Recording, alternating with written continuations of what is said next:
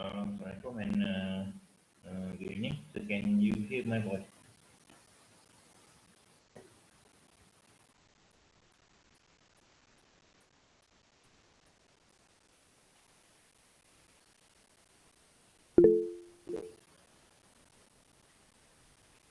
Okay, so please scan the attendance. So please scan the attendance accordingly based on your registered code. So we're going to start in another 5 minutes time.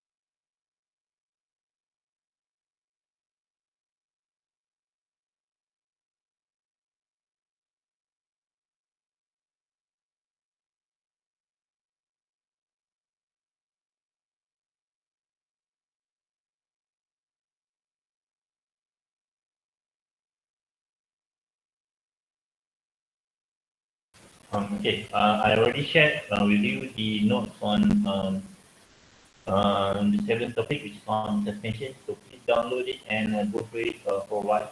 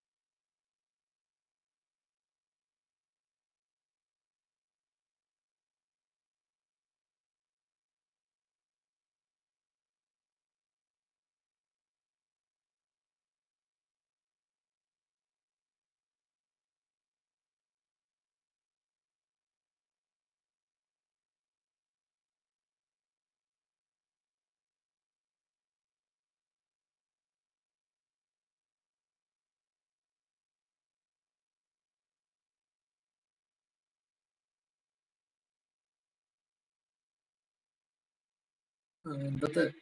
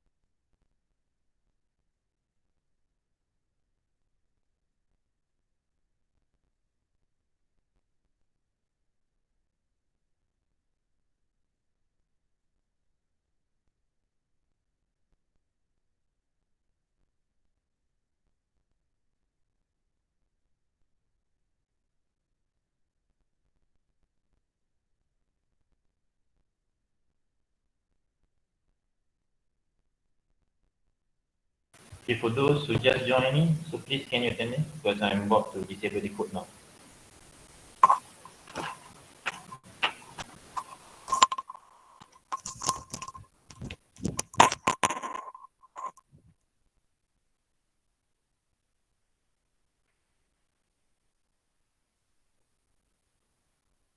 You done? So okay, I'm, I'm going to disable the code now.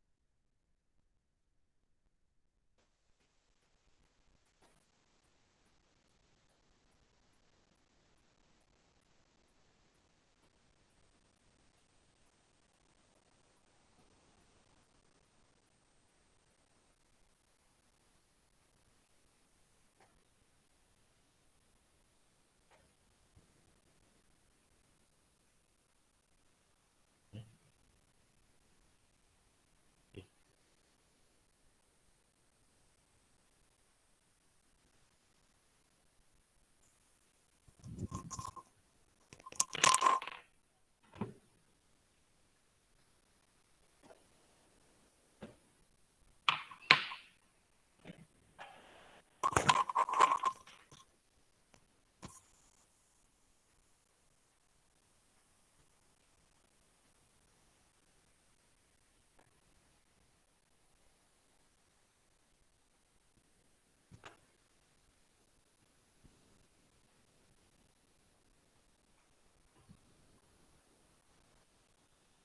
Okay. Okay, for today, yeah, today is basically tonight is basically the replacement class that we supposed to have during the week, which UTM uh, what gave a peculiaring where the whole week uh, all the whole week there will be any class. So tonight is actually the replacement class that going to cover that week. Okay, so for tonight we're going to continue on the suspension topic. On previously we had the topic on the handling topic, where in handling topic, most likely we are looking at the type of steering system, and then for that type of steering system, we are looking at the two degree of freedom on handling equation for motion, where in what in steering type of steering system we have two basic type of steering system. The first one is actually rack and pinion, and then the second one you have the what recirculating ball steering system. And these actually the two types of steering system that being used as a basis for power steering, where this power steering can either be the electric power steering or the what hydraulic power steering, where these power steering is actually being used to assist the steering effort made by the driver, as well as improving the handling characteristic or behavior for the car. Okay, and then you need to know, and then most of the steering system nowadays for what cheap car we're looking at.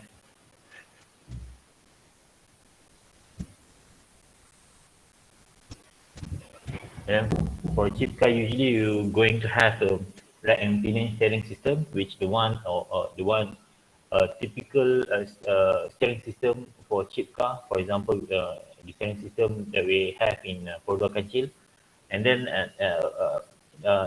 okay, and then for the recirculating ball, it's usually for what mid-price car or light pickup. Okay, then that one is actually car for the I think 2005 or 2010 and below. Okay, the car that being manufactured in 2010 and below usually still going to be used what we call as a passive lah, because it's just a pure mechanical steering system. And if they had the power steering, usually it will be using hydraulic system.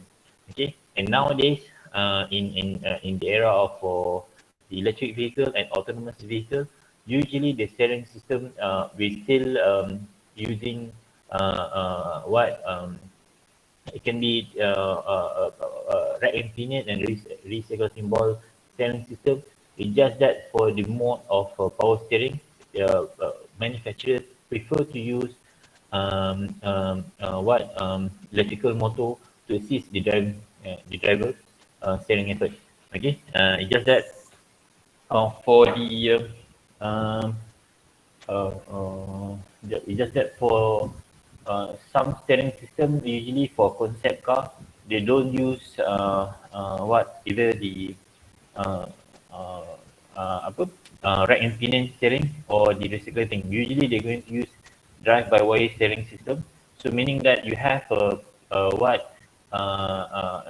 still can be the steering column where it doesn't have steering column, and then suddenly there is a steering unit at the car, and then that steering unit usually can be directly drive by or being the linear linkages. They provide linear motion to the wheels to the left or right.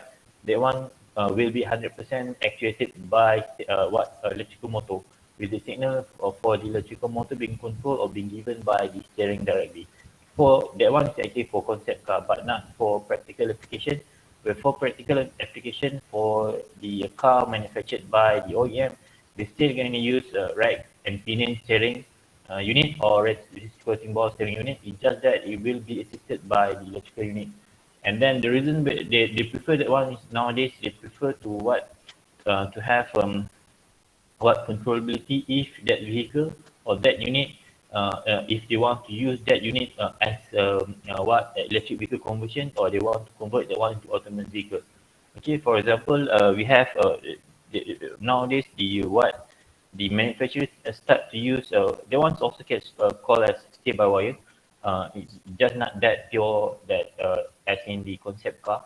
Okay, this concept car drive by wire is already being around since I was a student like you in 2000. But now it's already 20 years later. It's still not practical to be totally 100% to apply this pure drive by wire in car, because if it fails miserably because it's electrical motor. Kalau fail at least you cannot steer your car anymore. Compared if that steering unit, that electrical power steering fail, you still can steer your car, but it's going to be very very hard. But still you can steer it during the emergency. Okay, back to the drive by wire. Nowadays, where we start looking Proton, even Proton, they start having this electrical power steering, and then Prodo also start having this electrical power steering in their Myvi and also in Azial in latest version. Okay, and this power steering is actually can be tapped, where we can actually include it in the autonomous vehicle mode. Okay, and there's people already doing that part of the research work. And then also we can, once you know that how to tap this signal, you identify the signal to control the PWM signal to that electrical motor in the steering column. You can actually put it and integrate with the autonomous, and also you can actually you can hack using Arduino, control with the joystick to control your steering system, and it's possible. It's just that there's a tedious or very banyak kerja lah to do the reverse engineering, because usually in car, you know that in car we have controller area network, and then that controller area network is actually a traffic where going to a lot of information from sensors being around in that network. So we just need to identify which signals belong to the electrical motor for the power steering. Okay, that one we need because different cars going to have different what we call as a PID number, parameters identification.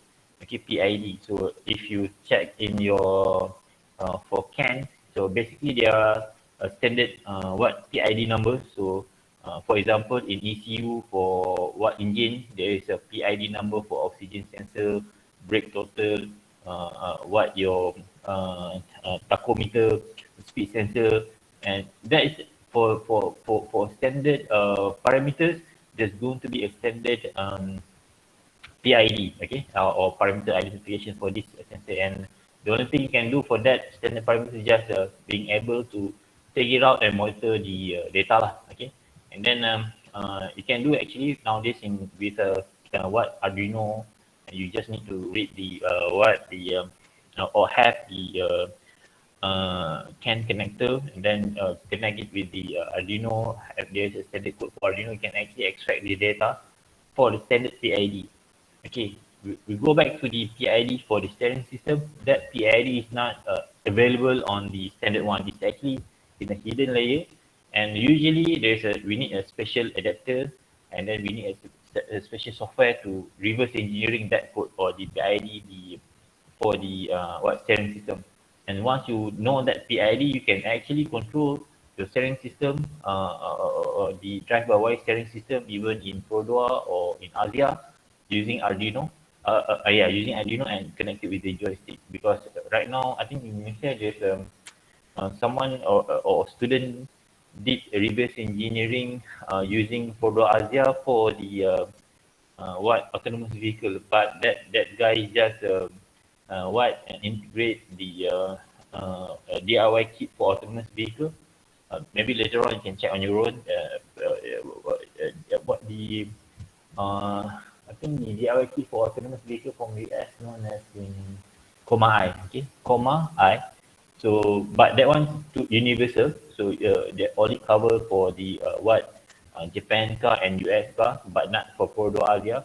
But since Produa is actually using ECU from the Daihatsu, so that so by assuming that they're using the same ECU, so uh, the reverse engineering for PID for the steering system can be done easily.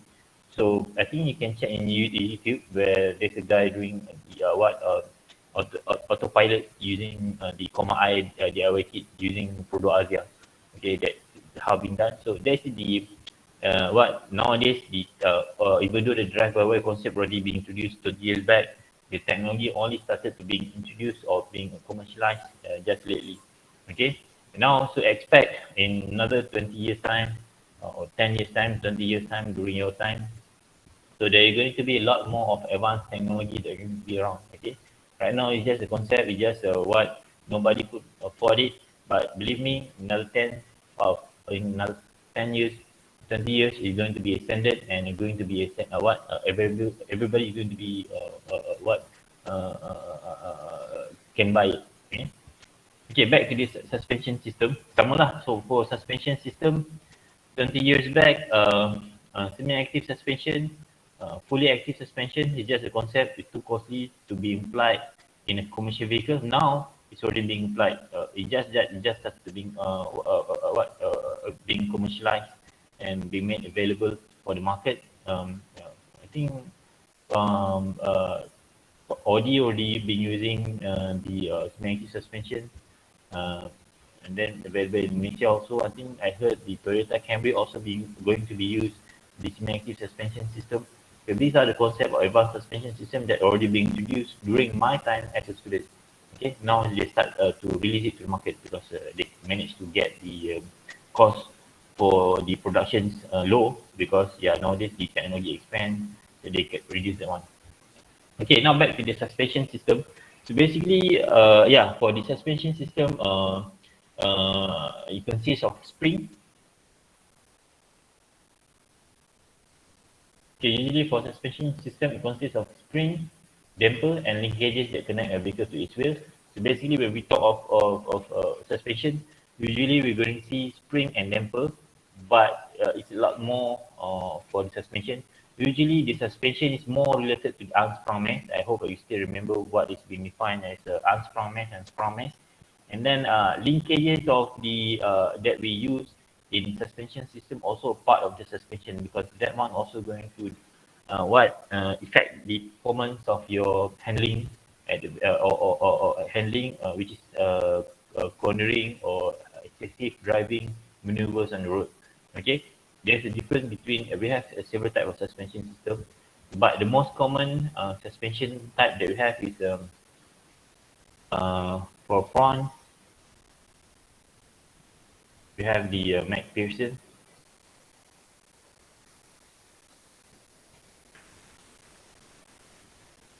Okay, and then for rear, we have torsional beam.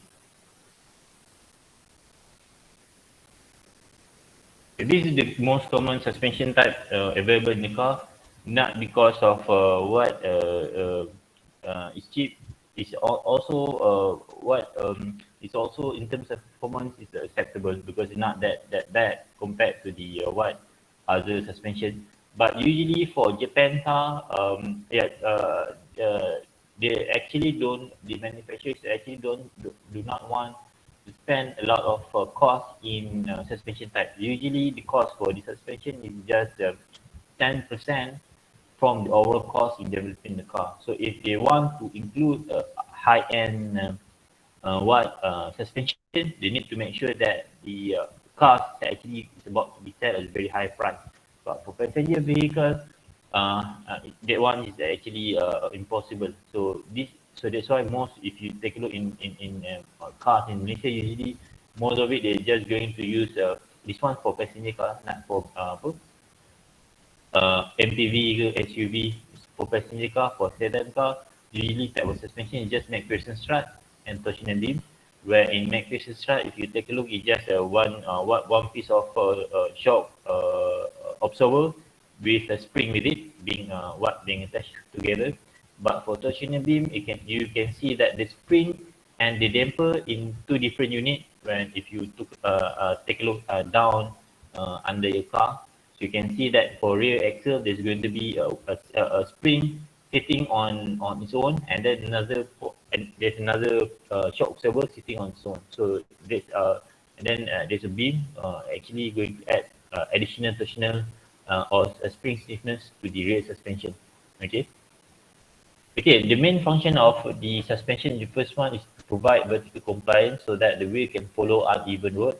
So what it means that by compliance means that later on we're going to take a look on the term for the camber angle, toe angle, which is related to the wheel alignment. So in this vertical compliance, usually we need to make sure that the vehicle is always in contact with the road, because sometimes when in such a condition, let's say that your car, your tire is going to be like this. Okay, this is front view. Usually they're going to be slightly camber. Okay, camber. So usually when there's a load over here, okay, it's going to tip some more a little bit. Okay, you're going to tip some more a little bit. And then if this left side is hitting above, it's going to tip a little bit some more. Okay, but this one is degrees no more than 3 degrees, 4 degrees. Okay, usually this one is camber angle. That one we're going to take a look at this one. Okay, because the camber angle is actually the one that going to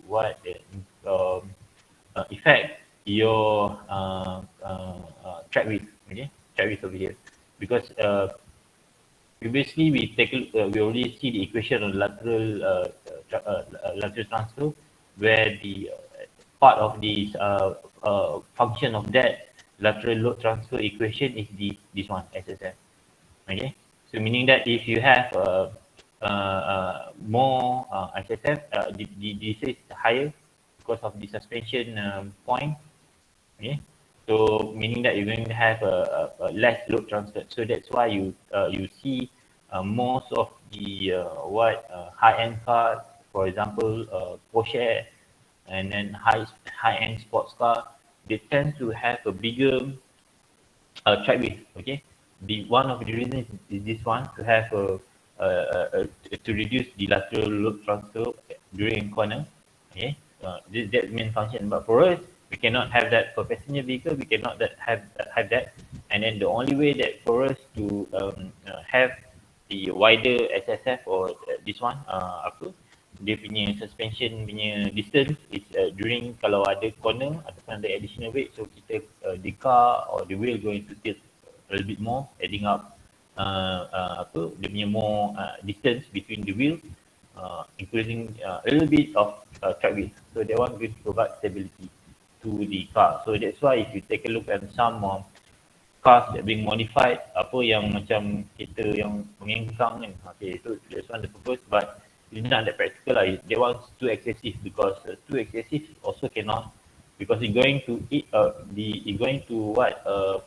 increase the wear and tear on your tire, okay, on the inner side of the tire, okay. And then on the second point, the suspension. Okay, this is the first one. The provide vertical compliance.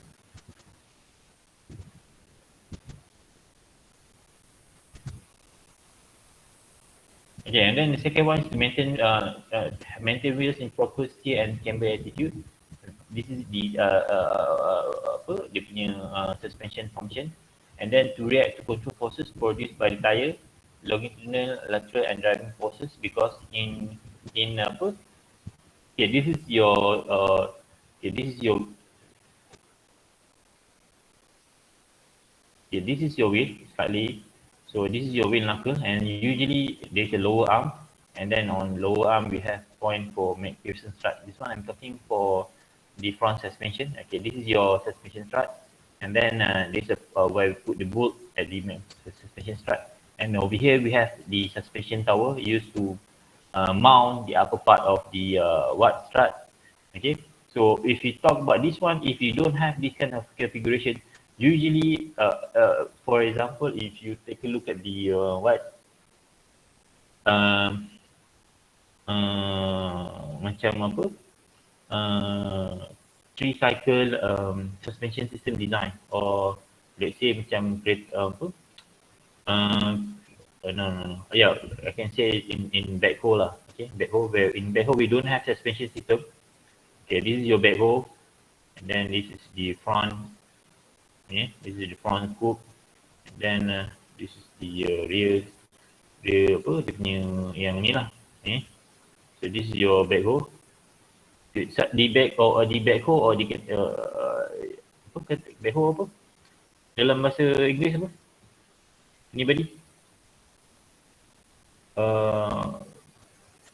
Apa? Dia punya construction vehicle lah lebih kurang. You don't have the suspension. So okay. So if you don't have the suspension, this load from when it's moving on the apa? The road, normal road, you can see that the chassis going to bounce severely, excessively, okay, sebab tak ada suspension. But in terms of forces, there is a lot of force that actually being transferred to the chassis.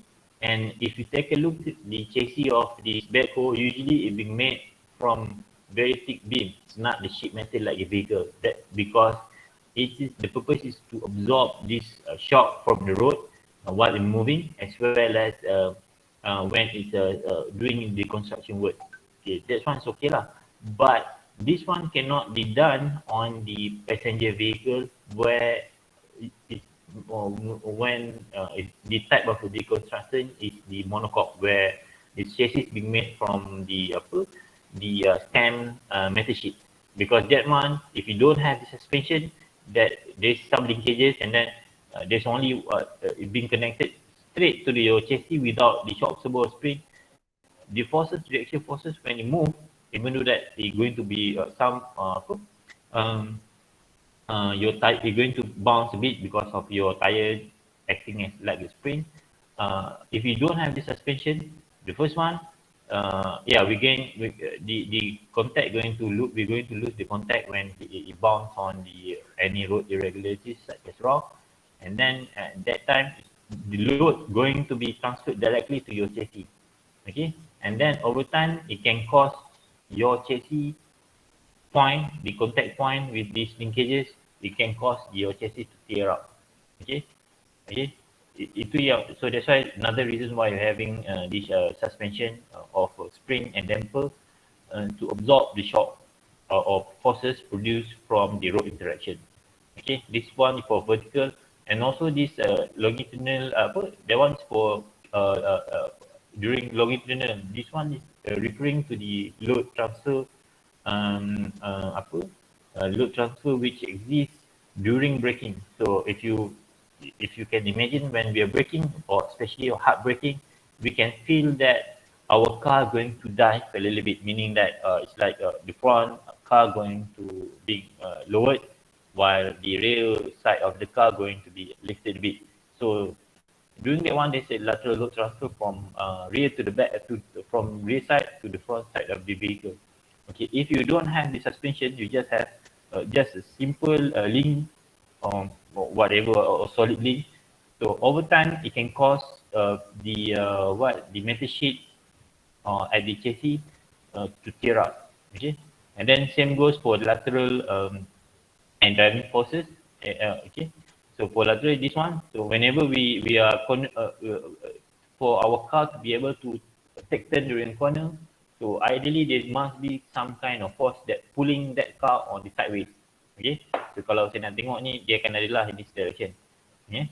So this force, kalau if we have this, like there's no suspension, these forces also going to act on the mounting point of the chassis. Okay, if that shock or that force not being absorbed, it's going to tear up the chassis metal sheet. Okay. Again, also another function is to resist the roll of the chassis because of this suspension. Because whenever there is a sudden motion of between the unsprung and unsprung mass, so there's going to be the suspension forces. Okay, these suspension forces are actually the resisting force that resists the motion of the sprung mass and unsprung mass. Okay, that one if we talk about the vertical motion during for ride, but for now for roll, same thing. Whenever the chassis try to roll out, the suspension going to act or prevent by providing the resisting force to that rolling motion of the vehicle. Okay, that one is actually being provided by the damper. Okay, by the damper. You need to remember. Okay, for spring. Okay. Spring purpose is to absorb shock.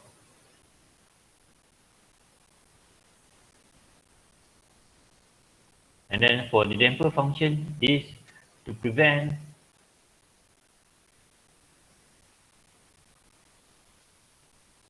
excessive motion.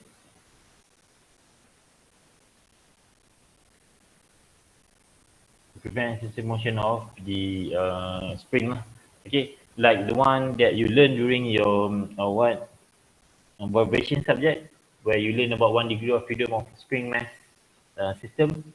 You take a look at the spring oscillation when it's only with a spring, where the oscillation we call as a natural frequency oscillation, and when it comes with the presence of the damper or the shock absorber, the oscillation we call that one as the resonant frequency.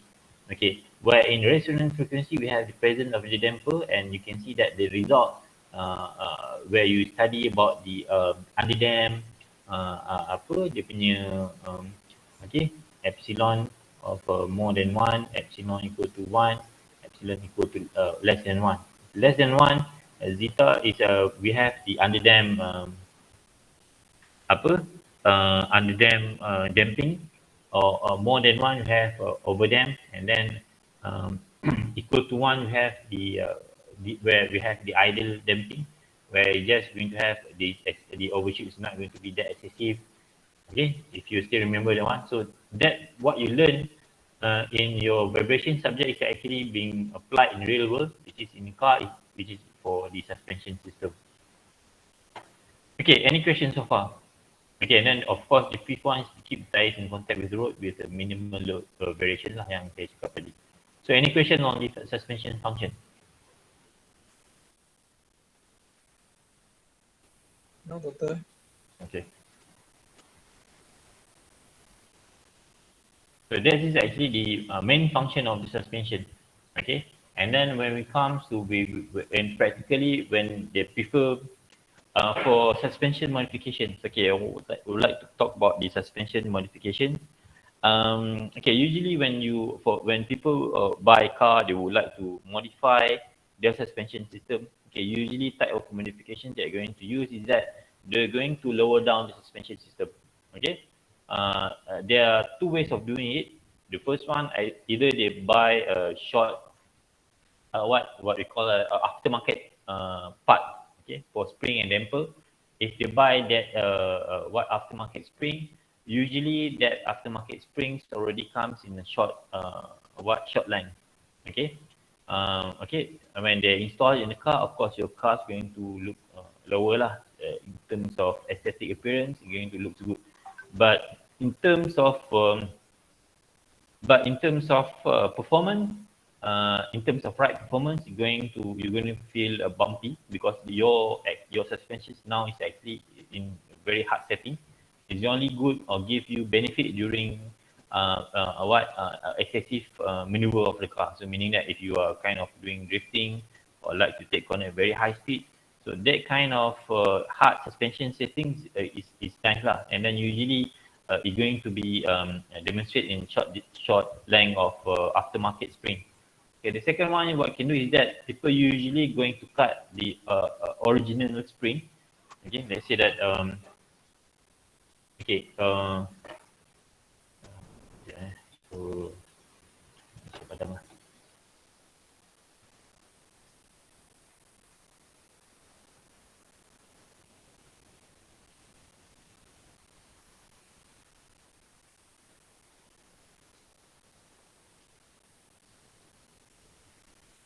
Okay, okay. For if you still remember in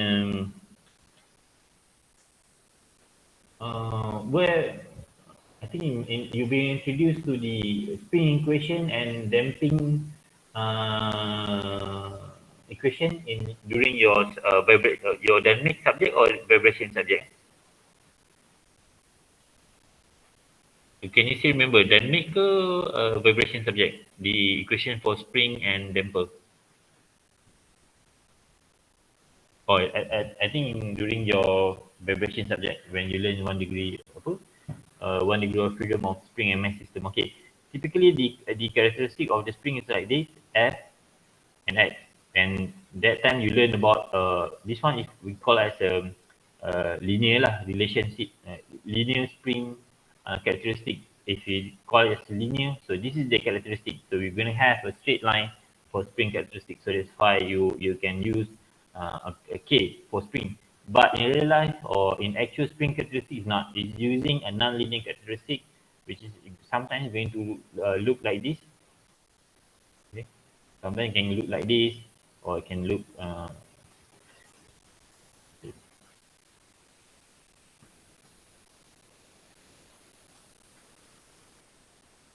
yes, it can. You're going to look like okay, this X. So sometimes it will look like this, then okay like this. Then there's also a spring that has this kind of characteristic. Okay, like this, and then suddenly it's going to look like this. Okay, so this one, the what yellow curve is actually for non-linear characteristic for high aftermarket parts where you can see that this is your spring. Okay, so usually for OEM, so usually the first part of compression, this one, compression of this one for this amount of distance or displacement, it can still you're going to have one soft what spring stiffness. But if you further compress your spring will become harder, which is your spring you're going to have a hard setting. So what we do for what suspension modification to get this hard setting, usually they're going to cut maybe one coil or two coil from upper and below. Okay, they just want to straight ahead use the hard apa spring stiffness. Okay, and this one usually being done by properly lah by the workshop.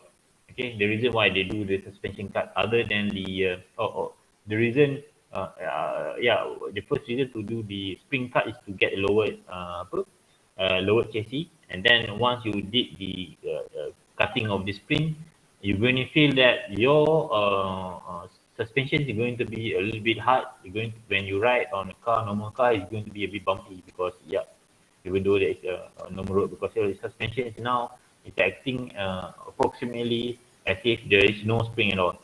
Okay, so that's why you feel bumpy. But in terms of handling, it's going to provide you with a good handling because you're going to prevent or prevent the roll motion when you can prevent roll motion, meaning that there is no load transfer. Okay. Okay, any questions on this one? And then on the spring. Okay. Okay, and then for the shock absorber, same thing. For aftermarket part, usually they're going what this those who like to modify the car, they tend to get the hard suspension setting by having the hard spring. Either they're going to cut it or are they going to buy a high stiffness spring. And then for shock absorber, usually they're going to replace the original shock absorber with the aftermarket part. Usually the aftermarket part for the shock absorber is known is very stiff. Okay, so there's a way of testing the shock absorber. Okay, now we're going to take a look at the on the requirement if you want to do or select the suspension type for a new car that needs to be developed by the manufacturer. Okay, the first one we're going to going to take a look in terms of ride function. We have the handling and vehicle attitude control function, and then also need to serve certain function. And then in terms of packaging on how we're going to put that suspension system into the chassis, because you need to remember for this part usually we're not going to fabricate from scratch. Every single component is actually from vendor.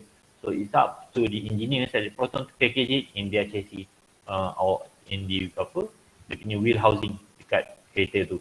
And then also we're going to check in terms of durability, cost, and then safety. Okay. Now we take a look at the right criteria for the suspension selection. The first one is going to provide comfort and installation, where we're going to have low values of dynamic wheel load, and then it's also the in terms of the ride, you're going to minimize consequences of surface irregularities, wheel and tire imperfection, engine installation, and brake torque influence. Okay, let's go to one by one to this statement. Okay, now for ride comfort for suspension system, low values of dynamic wheel load is actually not very severe for passenger vehicle. If you still remember when you do the for the quarter car modeling, we have three types of parameters that we're going to ride comfort performance. That three things that are being evaluated in when we design a suspension system. Okay, usually for they're just looking at the one corner of the vehicle, which they're using the quarter car modeling approach. And then when evaluating the quarter car modeling approach, three criteria that we use by the engineers. Usually they're going to criteria performance, right?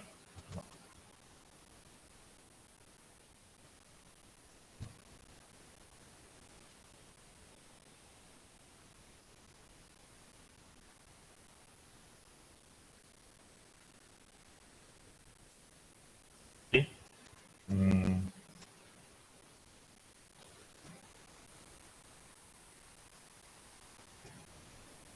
So basically, they're going to take a look at the vertical acceleration.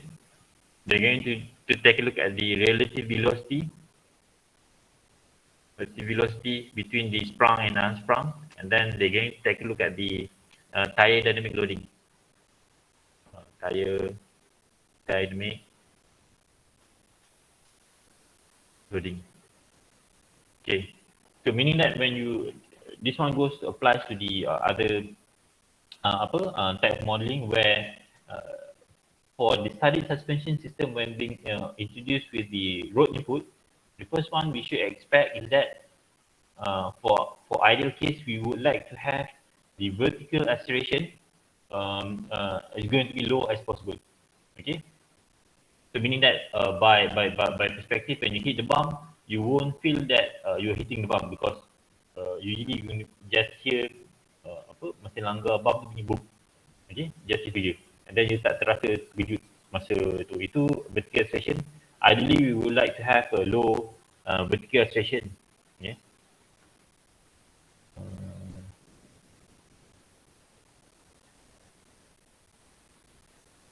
In this one, we're going to have low. And then in terms of relative velocity, for relative velocity, meaning that the motion of between the sprung mass and unsprung mass velocity lah, the motion. So usually for this criteria, we're just going to apa, let it be as it is. So that's why if you take a look on highway, if you're following or driving on left lane, and then suddenly you see somebody overtake you on the right lane, just take a look at the suspension or the unsprung mass motion between unsprung mass and sprung mass, where you can see that the wheels move up severely up and down. Okay, that's one is for the purpose of shock absorption during uneven road on highway. Because if we don't allow, let's say that we are not allowing the unsprung mass to move excessively or move freely at it will, so you're going to feel the highway going to be feel bumpy because you're not allowing that thing to be what move up and down. Okay, but when it does move up and down, the motion also needs to be controlled lah. So that one we have the damper to prevent from excessive motion. But yeah, on highway you can see that sometimes we need to allow the unsprung mass to move freely for the shock absorption, and then you can observe this on highway if you are staying on the right lane on the left lane. Just observe the car that pass or car that overtake you on the right lane. Just take a look at the wheel. You can see that the wheels going up and down excessively lah without causing any loss of road contact or whatsoever. Okay, now on the third one is on actually on tire dynamic loading. Usually the tire dynamic loading, so since that we have the relative motion between the unsprung mass and sprung mass going to be very high. Okay, meaning that we have the tire dynamic loading is actually referring to the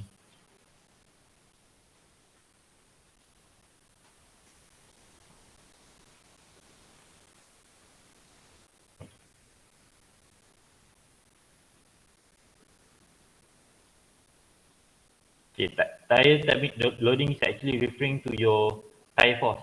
If you still remember on the tire force, we have KT ZR minus ZU. So this is your dynamic dynamic tire loading, where it's actually from tires. So we have tires very bumpy. We have a very high stiffness.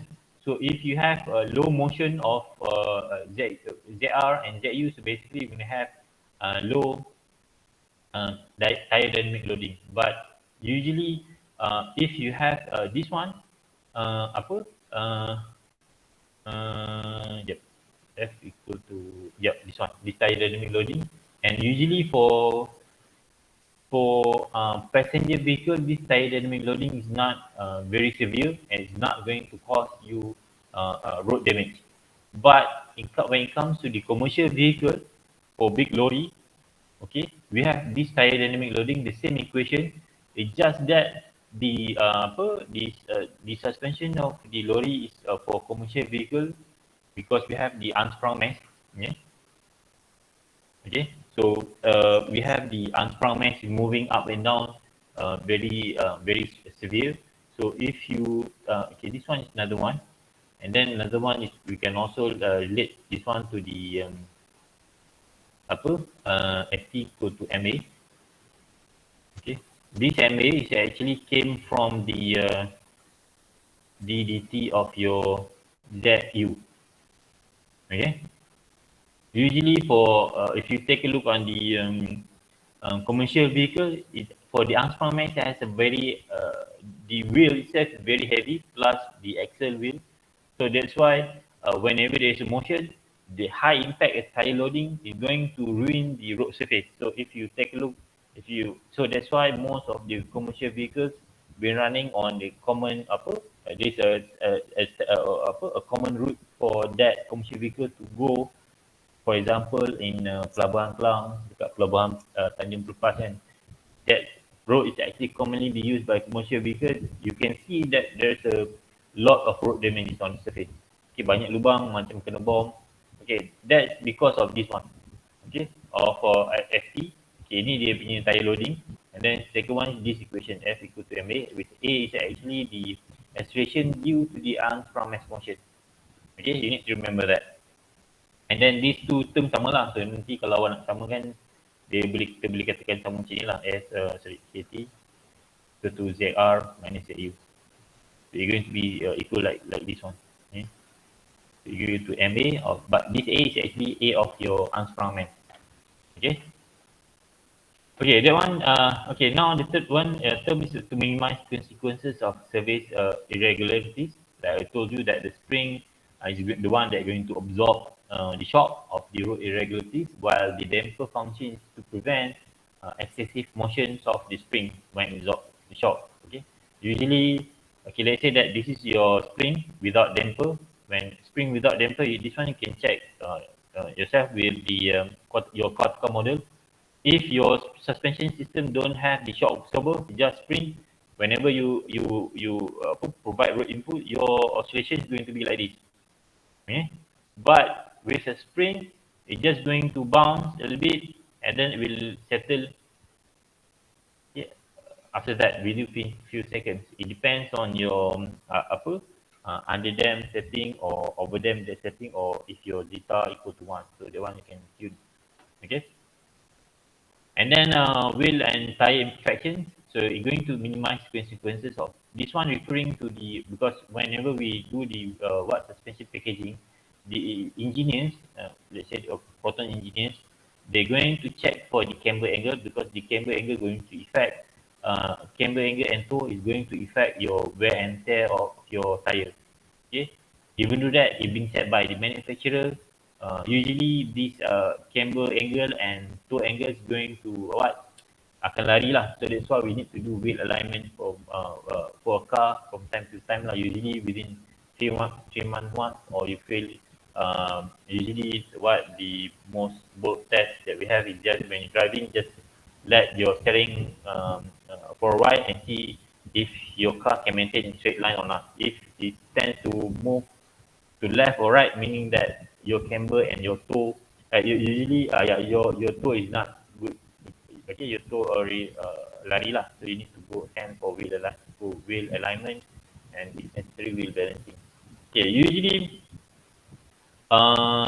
okay, ini kita akan tengok balik lah kemudian camber. Ini camber kemudian.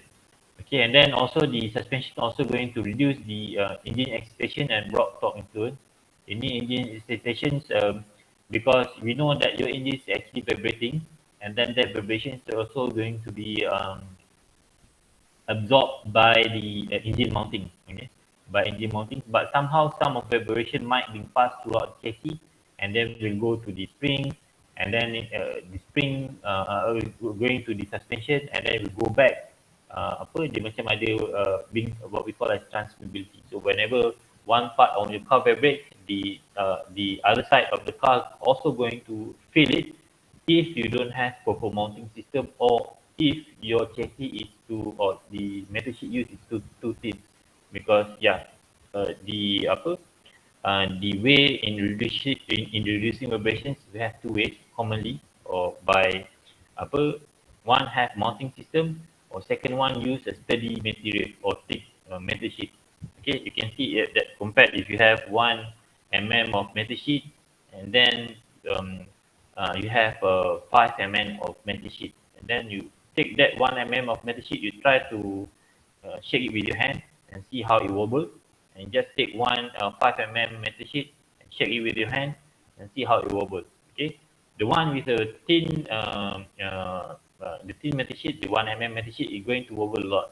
So this one is how we do the analogy lah. So okay. Okay, now we're going to do take a look at the second criteria of the suspension. The criteria for suspension that we want to develop for a new car. The second one is actually we're going to take a look at the handling and vehicle attitude control. So this suspension needs to be able to manage the dynamic forces in terms of braking, speeding, and cornering, which I already explained here. Okay, these okay, so meaning that whenever it is braking, we're going to have a dive situation where you will feel that your front side of the vehicle going to go down and your rear side going to go up, causing as if that this load transfer from back to the front. And then this suspension needs to be able to absorb that. If you don't have this suspension, if you have a fixed link like macam kita panggil suspension mati lah. Okay. For ini suspension mati sebenarnya bagus, tapi untuk kereta ni. Okay, sebab tapi untuk handling ni lah, for ride it's going to cause a bumpy. Okay. This one for braking. Okay, we need to have suspension to absorb the load transfer while braking, and also for braking we call it a dive, and then for speeding usually we're going to call it as a squat. So meaning that when you from static condition, when you press your throttle, you want to accelerate as fast as possible, you will feel that there is load transfer from front to rear. So meaning that your front vehicle, your front side of the vehicle is going to go up a little bit, and then you're going to feel your rear side of the vehicle going to go down a little bit. So that one we call it a squat. Okay. So this one we call it a dive. So this one we call it a squat. Okay, and then cornering. So for cornering, of course, for you learn, we already take a look at the 2 degree of freedom of handling or bicycle model, where for a vehicle to be able to take a corner, there must be a virtual force that pulling it in a lateral direction. Okay, so that's why if you take a look at the bicycle model, the force at the front tires being derived into components of Fx and Fy, and that Fy is actually the one that's pulling your car sideways, allowing your car to to make a turn like corner. Okay, and then going to be a defined handling characteristic, predictable vehicle response, course holding ability under disturbances. Okay, this one is actually referring to the what we call as the sometimes like I told you, we already take a look at the term of understeer, neutral steer, and oversteer. Okay, usually this one we control the defined handling characteristic, predictable vehicle reactions, and course holding. This one we actually tune from the beginning of design of the vehicle, which is we trying to get the neutral steer as neutral as possible. Or the worst case, we're going to have a little bit of understeer, but not the oversteer. Okay, in terms of we already did the tune towards the understeer driving condition, but in terms whenever there is a worst case scenario, our car going to have a little bit of oversteer driving condition. Let's say that you put a lot of luggage at the back of your car. So by right, if the suspension not being tuned properly, your car is going to have oversteer driving condition, meaning that you're going you're going to control your car by putting more effort to your steering wheel, counter steering your steering wheel to prevent your car from having oversteer lah. Macam kita awak ni macam nak drift, so awak akan betulkan banyak sebab berat kat belakang. Okay, but with a properly tuned suspension system, usually even though that you have a small oversteer driving condition, you don't have to do that because you're already being taken into consideration while at the design stage. Okay, and this one is actually the engineers, they're going to tune it using multi-body simulation lah. Okay, macam Adam, okay, they don't tune using the MATLAB Simulink, tak adalah. So MATLAB Simulink more towards the control system. But yeah, for us, we still use it just for introduction.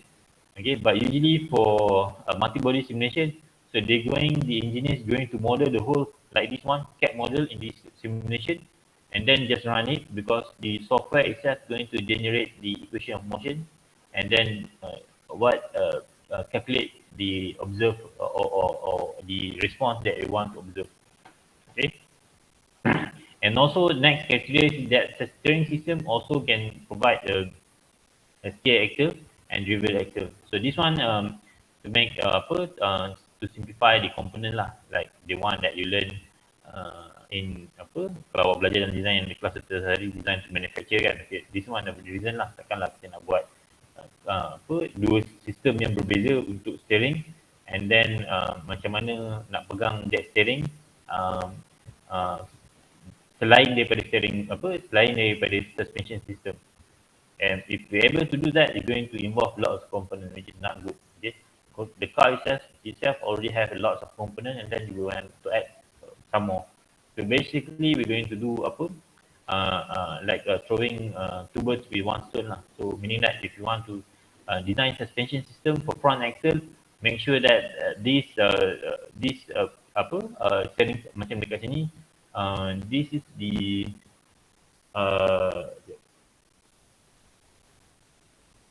front, but ini dia tak tunjuk eh. So this is the front I think front right corner. So this is your lower arm, then this is your knuckle, and then this is your, I think this is the belong to the link to the thyroid. Okay. Okay. And then in terms of packaging, so it needs to fit inside the wheel housing yang kat dalam tayar tu, so inside ni. And then also you need to be durable, like structural stresses. And then usually if you see for the suspension system, it's very seldom for the suspension to break. Okay, the only reason, the suspension, the only failure that suspension has is only when your shock absorber leaking, or the top mounting, because this is the top mount of the suspension being tied to the chassis. And then usually if the suspension fail when your shock absorber leaking and the upper part of the suspension mounting tower, the chassis side tear. Okay, because maybe that car is too old, been running out for 15 to 20 years. So due to fatigue loading on the chassis, it can tear. Even though that, if you take a look at the car, the most hard and the most thick metal sheet that we use is actually at this point, at the suspension tower. Okay, the other section that don't take any load at all, usually they're going to the behavior of that part is usually very soft, and using very thin metal sheet. Okay, and then if you take a look, and then this one is actually being applied optimally in Pro 2 car. If you take a look on Pro 2 Arus, Pro 2 Arus lah.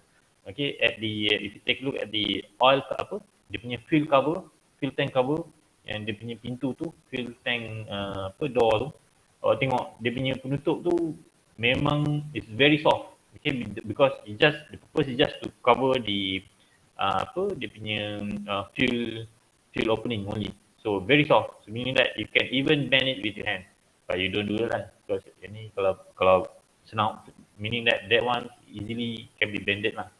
Okay, and then also on the panel, side panel, I think the front fender of Pro 2 Arus very soft. Okay, on sideways, because I don't know how their engineer do the design. Okay, but it's very soft. Even you can press with your hand. Okay, because you can easily press with your hand, then you're going to come back lah to the punya. But still not very. For me, kalau saya pun tengok macam, beli kereta mahal kan, tapi dia punya sheet metal macam murah lah. Tapi tak tahu lah kan, sebab dia orang design. So usually for engineers, they're going to design optimum. When you say optimum, they're going to make the performance just nice with the lowest cost. Okay, if you want a very steady design nowadays, the cost of the car is going to be very expensive. For example, the BMW, Mercedes, so the bumper is very thick. So sometimes when you hit the half tengah belakang cium ni, usually for BMW, Mercedes car, if you having some rear crash collision at low speed. For example, if you are forgetting to press your brake throttle at traffic light, and then hit the Mercedes in front of you, usually that Mercedes it won't have any bend on the bump. It's just your car. Okay, because because it's very expensive, using the punya material thickness sheet pun different than locally made. Okay, and then for the cost of the suspension, like I told you, usually the manufacturer is just going to put around 10% from the overall or total development cost. Okay. Okay, for safety, you need to consider the suspension system that going to provide additional crash behavior protection of occupants and pedestrians. Usually, this one the engineers they're going to check it also through the simulation. during the crash simulation, they just need to make sure that whenever that there is a frontal collision or side collision, the suspension they won't protrude, but with the front it has the tendency to do that. Usually they're going to check if they have a frontal collision. They need to make sure that this shock absorber doesn't point in this direction towards the driver's direction. Okay, they will try to do that. They will try to, if it need to bend or need to redirect in any direction, let it be, as long as it's not towards the driver or towards the passenger or the left the co-driver front at front seat. Okay, they can simulate that in simulation, and usually the simulation is going to be very accurate and going to be proved when they did the frontal crash. Yeah, usually they know that the suspension is not a big problem because they already predict the motion during the simulation. And then the simulation usually we call the most commonly used by the manufacturer is what they call as the LS Dyna. Okay, LS Dyna. So later on, if you work with R&D, start working with the crash protection department, so they're going to be use this software a lot. Okay, not only Proton, Prodol also use it. Okay, any questions on the criteria for the suspension system selection for the new car development? Ada berapa? 1, 2, 3, 4, 5, 6, 7. So there are 7 criteria that need to be considered when you want to select suspension system for new car model. So any question? Okay, tak ada. Good. Doctor, Yes. why do newer cars, especially local, actually not local, like newer and cars uses torsion beam instead of multi-link? Okay. For multi-link, usually, as you know, Japan only Japan car use multi-link. And for multi-link, it's very good because it provides what minimum motion in terms of components during longitudinal or lateral motion because it's multi-link. So, but it still allow the displacement of Armstrong. It's just that it don't allow what we call as a sub displacement of the components, because a very small displacement of the components can affect your handling stability. So that's why you see in the Japan car, the handling is very good because they've been using multi-link type of suspension system. But yeah, the Japan car for the suspension, you see the Japan car itself, like the Nissan GTS, like Evo, they want be using multi-link. Okay, very expensive. And then the reason why it not being applied in Malaysia car is that the cost lah, because multi-link suspension is very expensive because it involves a lot of small components. Okay. And then lagi soalan lagi, betul kan? Yang tu kan awak tanya kan? Yes.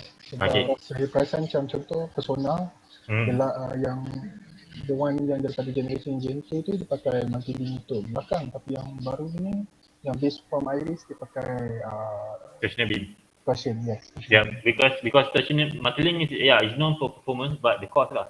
Because there's when there's more components, meaning that there's more cost lah for that component.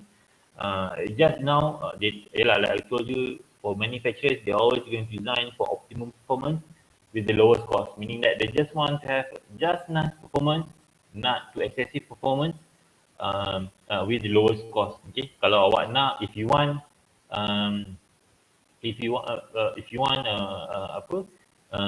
high-end performance, then their car is not yours lah. Awak boleh beli kereta yang lagi mahal. Tapi itulah, but for this manufacturer, they have targeted market. So, yang kita yang ini pakai torsional beam untuk rakyat marhain. So, rakyat marhain yang beli. So, rakyat marhain yang beli tu pun, they shouldn't expect much lah. Like, yalah, awak beli Azan and then you expect your car to behave like BMW, Mercedes in terms of handling. Tak dapat lah. Tapi, kalau later on lah, if you want to have kind of a handling face like BMW, then you should buy Proton Prevail lah. Okay, Proton Prevail is the handling performance bagi saya lah sama macam BMW. Okay? Dia punya in terms of handling, in terms of acceleration performance, of course BMW and Mercedes, but in terms of handling, Proton prevails still the best lah. Cannot beat Proton apa Produa cannot beat Proton handling. Okay. So yang torsional beam is just a standard. Nowadays most of the passenger vehicle they're going to use a torsional beam for rear axle. Okay, this one for passenger vehicle lah. But for SUV apa semua tu mungkin sometimes they're going to change it using multi-link. Okay. Depends lah. But for passenger vehicle, the most common for the sake of cost saving from the manufacturer side, usually they're going to use McPherson strut at the front, and then they're going to use torsional beam at the rear. Okay, sama. So sama je. Okay. So any other question? But then not all torsion beam are the same kan, Doctor? Like let's say kalau compare Iris dengan Myvi, both of them uses torsion beam at the rear, but then the Iris have better driving dynamics. Yep.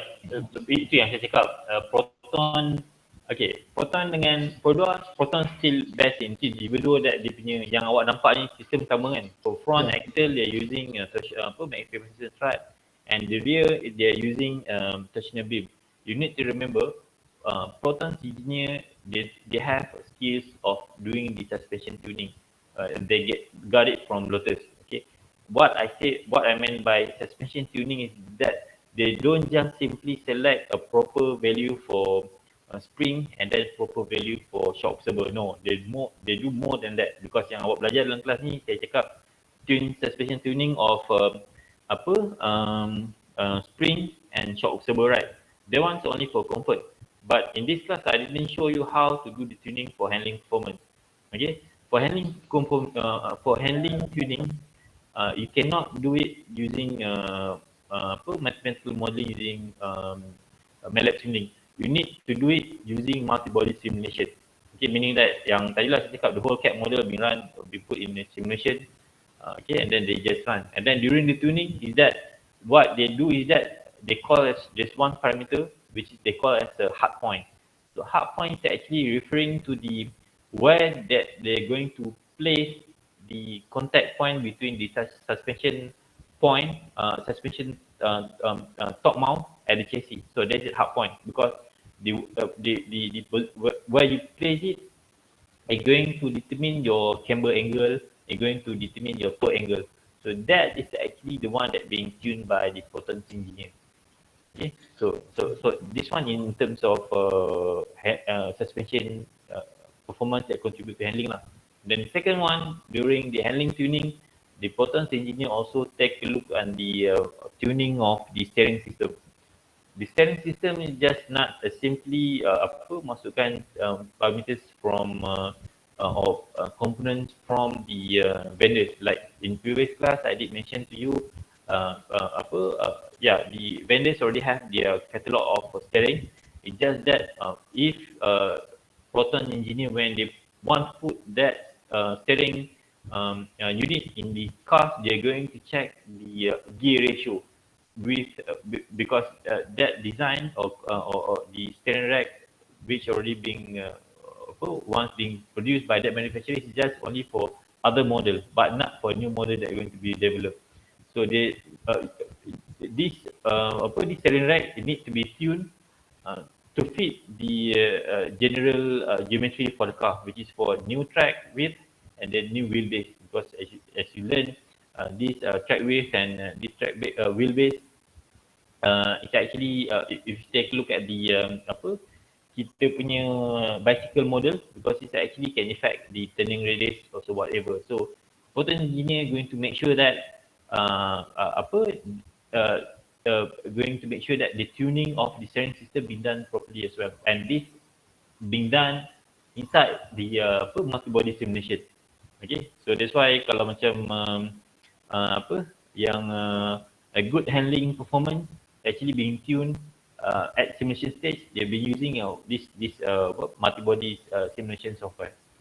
Okay, itu yang kalau awak tengok memang walaupun type of suspension sama between Produa and Proton, tapi Proton still better than Produa because of these tuning skills by Proton engineers. Because I know personally yang Proton engineer yang did the tuning for the Proton car. Even now These X50s are actually being used to retune the suspension for the X50 and X70. Okay. For Malaysia market lah, for China market, because the one's already being tuned by the Chinese engineer. But for Proton, they are actually doing retuning for the suspension for the Malaysian car. Okay. So any other, okay. Okay, any other questions? No, Doctor. Okay, good. Okay, now, okay, there are basically three types of suspension. So we have uh, uh, rigid suspension, we have semi-rigid suspension, and we have independent suspension system. And this type, and then the most common or the most, if you, because we are more familiar with the passenger vehicle, we only see McPherson strut, and then sometimes for the rear axle, we don't even know what type of it. Even though that usually the most common suspension that we use for the rear for passenger vehicle is actually torsional beam. Okay, and then other than that, we also see the multi-link. For multi-link, we also not have chances to take a look because most of the cars that use multi-link is the Japanese car, and then high-end car, and then uh, for high-end cars, usually we also don't have to study or observe the suspension because we don't own it. Usually for us rakyat mahan, kita ada kereta biasa-biasa. So kereta biasa-biasa pun suspension pun biasa-biasa lah. So McPherson start and torsional beam. Okay. Jarang lah kita pakai multi-link. Kalau if that car is been using multi-link, so usually the multi-link is not as complex as the Japanese cars multi-link suspension system. So Japanese multi-link memang kompleks dia punya sistem, but the handling in terms of handling wise is very good lah. Okay, now back to this one. We have the rigid suspension, we have semi-rigid suspension, and independent. The one that we have in our cars and passenger vehicles is actually what we call as the independent suspension system. So we will take a look at this definition of these three types of suspension. So this one is actually referring to the what?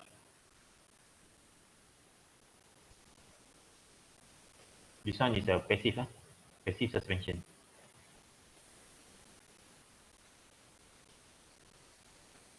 Passive mainly of a spring and damper lah. Okay. Okay, now we take a look at the rigid suspension. I typically use for front and rear axle of off-road vehicles, trucks and rear-wheel drive. And advantages: cost efficient, no changes of track width, no camber changes, no toe-in changes, good force transfer. And then the advantages is that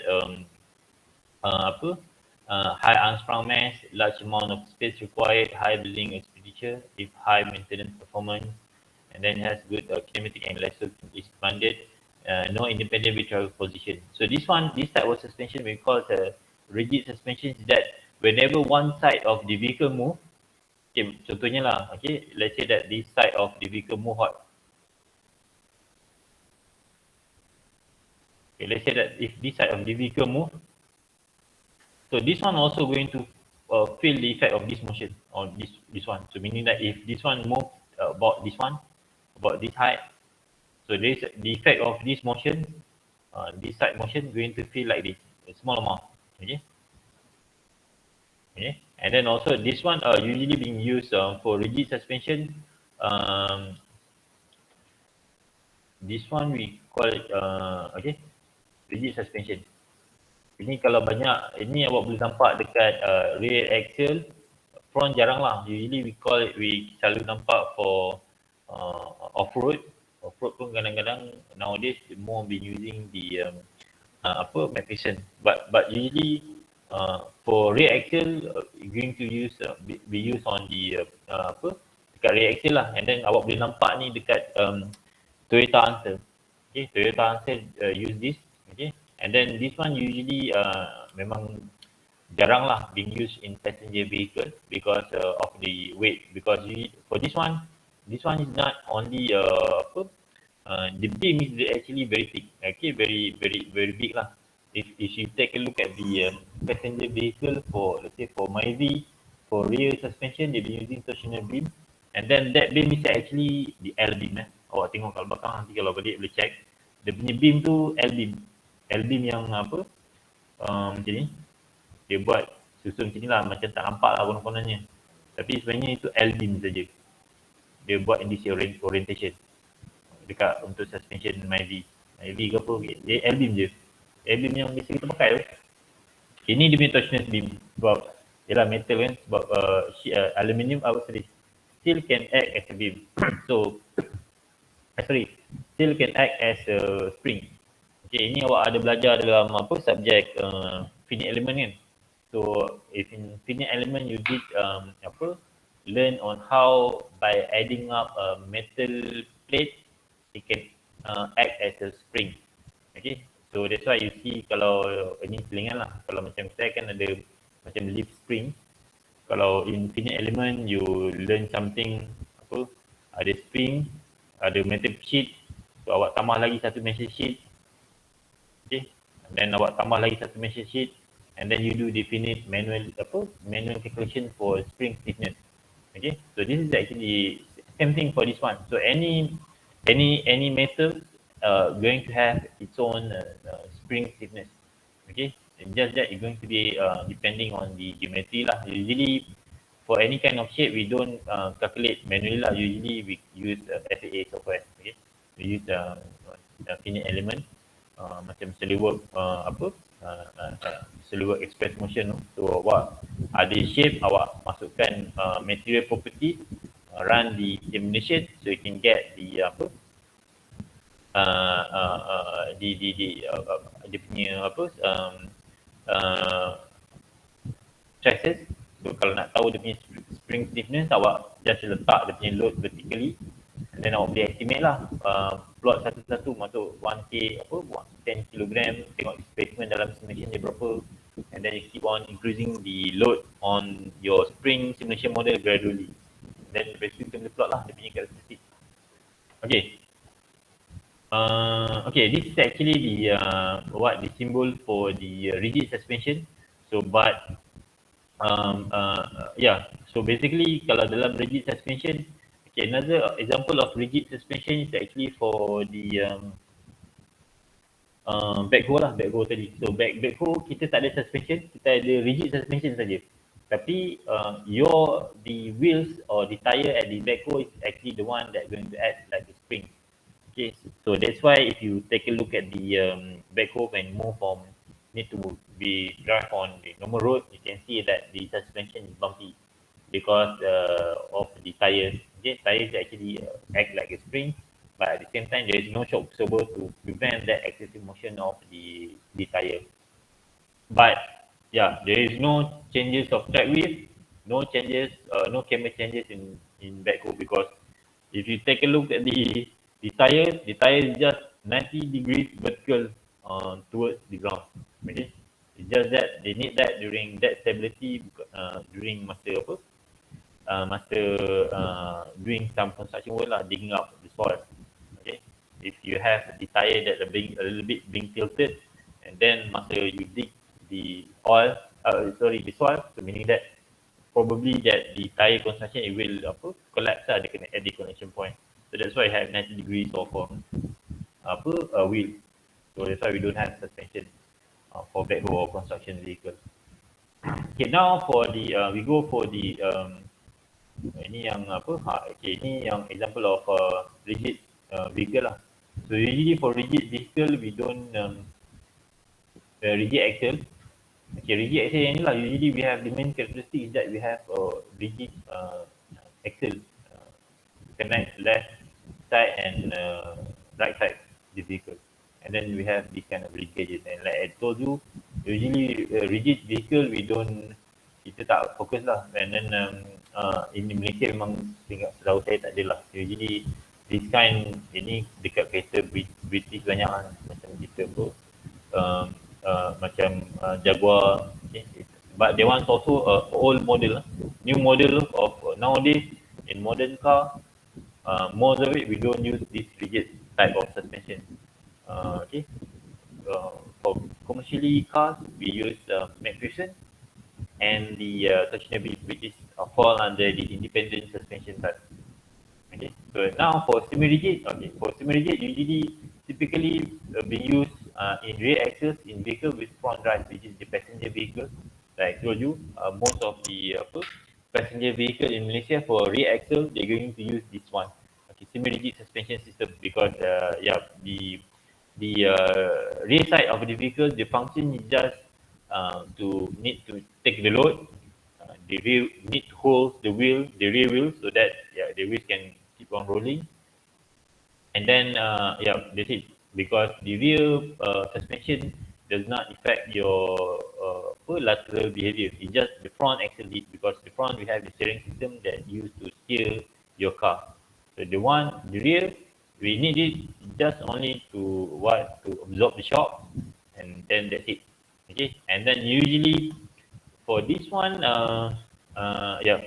this one, if you take a look at these advantages of this type of semi-rigid suspension system, cost efficient, low number of bushing required, good force transfer, disadvantage, trade-off comfort, handling, package, limited kinematic and lasto kinematic potential, and complying to oversteer, combined force transfer, roll center location defined by kinematic and shear center location. So the main point for the semi-rigid is that it's cheap.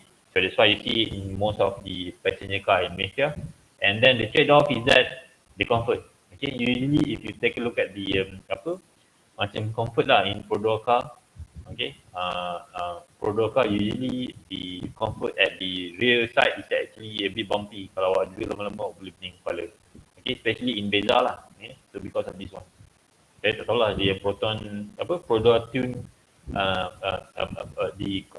suspension for the rear axle. I have no idea how they did it, but for Proton, yes, I do know. Okay, any question on the semi-rigid, which is using the torsional beam? Any question? Ada? Okay, now we go for the this is the actual design of twist beam suspension system. Okay, yang saya cakap tadi yang ni lah, yang for Asia ke Prodo Airing, they using this L beam ni macam ni. Okay. So ini sebenarnya L beam ni, dia just being oriented tu tak nampak lah macam L beam kan, tapi sebenarnya memang L beam lah dia orang pasang. And then under that, this one we have anti-roll bar. So this one we going to cover it later on. How we can how the anti-roll bar prevent the roll motion of the car. Okay, now this is the independent. So independent suspension system typically be used for rear axle on front and rear vehicle, drive vehicles. Also be used in rear axles on vehicle with rear drive. Okay, and then independent vehicle yang the most common example we have for passenger vehicle is McPherson strut lah. The most famous or common suspension for front side of the vehicle. And then if you want that one is actually independent. So why it's being called as independent is that whenever one side of the vehicle move up and down, this side also will not move at all. Okay, the only yang naik ni cuma chassis lah, tapi yang this one motion of the other side which have no road input, it will not move. Okay, compared to the semi rigid and rigid suspension, it move. It will affect. If one side move, the other side will move as well, because the motion, because the left and right side, if you take a look on this for this one, for semi-rigid and rigid, the left and right side of the tires actually being linked by this beam. Okay, due to this link, of course, whenever one side is having a motion, the other side will, the another side will be affected. Not with the independent. So whenever it move, it will move on its own. It will not affect the other side of the tire. So this is what the type of independent suspension system. So in terms of advantages, we have modest space requirement, low numbers of parts, and then in terms of cost, going to be optimum. And then in terms of disadvantages, we have limited kinematic, and then oversteer caused by side and brake forces, and high component stress, because you need to remember this suspension system not only take the load from from the shock absorption, but also need to take load from the steering, from the steering for the steer effort to steer the wheels. Okay, so this one, even though that it comes has component stress, usually the engineer going to make sure that that component, the dekat McPherson side, it can take the load. Okay, and then casting angle, so roll angle. Okay, and then usually for independent suspension system, the most common is McPherson strut, but the highest performance we use multi-link. So for multi-link, also independent suspension system, uh, just that the cost is very expensive because later on, you can Google on your own and see kind of the difference between the McPherson strut design and the multi-link design. Where in multi-link independent suspension, you can see that there's too many parts or linkages, especially linkages for this type of independent of multi-link. There's too many parts, but in terms of handling, it's going to be superior, so better. So that's why you see that the Japanese car, like macam apa, kita yang drifting banyak Nissan GTR and the old version Evo, they have the multi-link, so the handling is superb lah. Okay. Okay, this is the front and rear. Ini still referring to independent suspension. It can be used for front and rear. Usually, kalau macam yang tadi kawan awak tanya kan, macam kereta, ada yang setengah kereta they use multi-link for rear. So that one is actually referring to the independent suspension for rear side, but it's not usually manufacturer they tak prefer that lah. Usually for rear they just going to go with the semi-rigid suspension, which is the trailing, because of the cost, the reason of cost. They're going to sacrifice the comfort a little bit. Okay, now the advantages of this independent. So tuning possibilities, we can tune of weight position, location and change of pitch and roll center, anti-dive, anti-lift, anti-squat, high number of load paths, and then package efficient, small unsprung meshes. And then disadvantages, high numbers of bushing, sensitive against tolerance, small width between sport and high fitness required and quad lah. Okay, this one is for multi-bone, double wishbone axle, SLA type. Usually this one typically be used in continental car, in German-made car. And then multi-link preferred for the Japanese car. And then for multi-link still being applied in Malaysia, but only for rear. But it just involve a simple multi-link design, okay, because it's a rear side. And then the most famous suspension is the McPherson strut. Okay, yang ni double type wishbone ni, you can see it in Mercedes, in BMW car. Okay, wishbone SLA type. Okay, any question? I think I'm going to stop here. We're going to continue tomorrow night. So any questions?